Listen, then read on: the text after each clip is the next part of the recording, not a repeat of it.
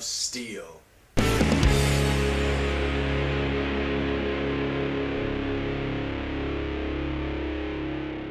Good morning, and welcome once again to Reviews in the Morning, where I, Low-Rez Moon, shall be reviewing films I watched last night and reviewing them the following day. And today, we shall be reviewing the newest iteration of the classic comic book character Superman in this latest film, Man of Steel, directed by Zack Snyder and co-written by Christopher Nolan.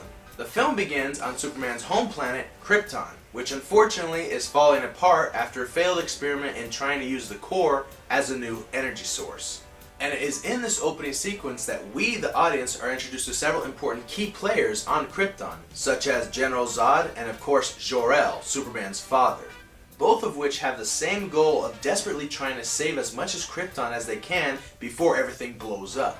However, each one of them have their own ways in trying to obtain this goal, which makes for very interesting conflicting scenes in which both of them are together.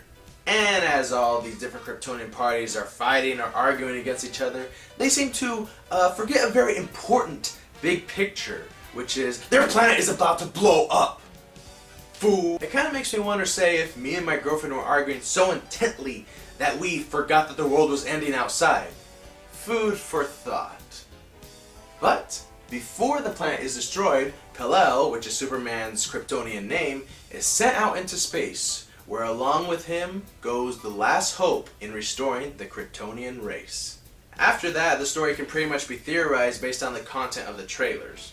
Kal-El goes to Earth. Kal-El is adopted by humans and is renamed Clark Kent. Clark Kent grows up to discover that he's an alien with wickedly awesome powers. Clark Kent goes on a journey of discovery and learns his true origins. General Zod appears. Crap goes down. Profit. Now, one thing that definitely made this film worth watching was the more realistic and human approach to each one of these characters, thanks to the writers David S. Goyer and Christopher Nolan.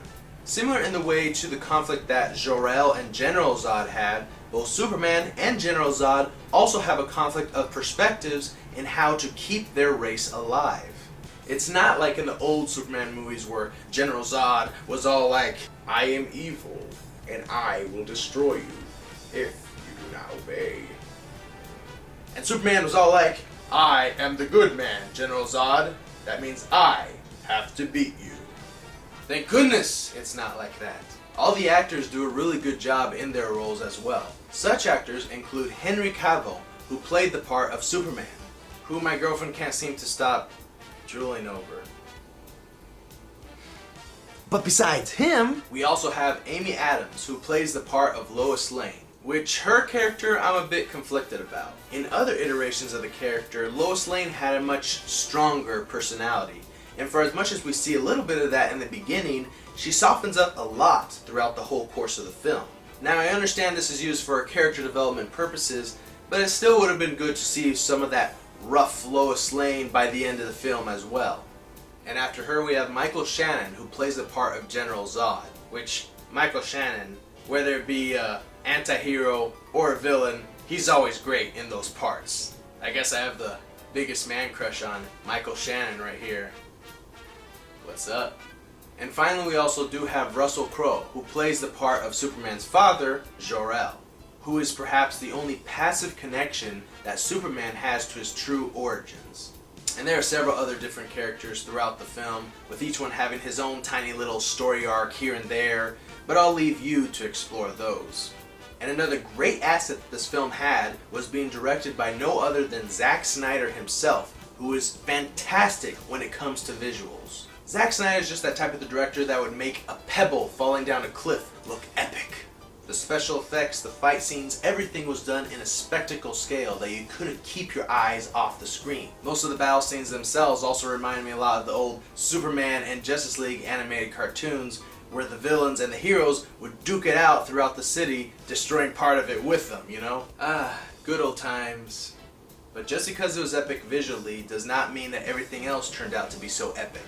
One of the main problems that I had with this film was the amount of flashbacks that they used. You see, instead of keeping the story in a much more linear fashion, which I think would have worked better, they decided to rely more instead on a bunch of flashbacks to explain a whole bunch of current events that were happening for Clark's character. And it happens so often throughout the story that at some points it even becomes this jumbled mess of exposition, Which leads me to my final verdict. I really like the more human approach that both writers worked together in order to give a more compelling Superman character. That, coupled with the very decisive battles that he has to fight throughout the whole course of the film, truly made us care for this character's journey. However, the amount of exposition flashbacks could have been dumbed down a lot, but nonetheless, it was still watchable and entertaining. And for that, my final score of the film is a 3.5 out of 5. Worth watching.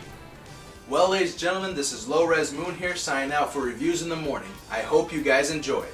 And as always, don't forget to like, comment, and subscribe if you want more movie reviews heading your way. And stay tuned for next time, where I shall be reviewing Monsters University. See you guys!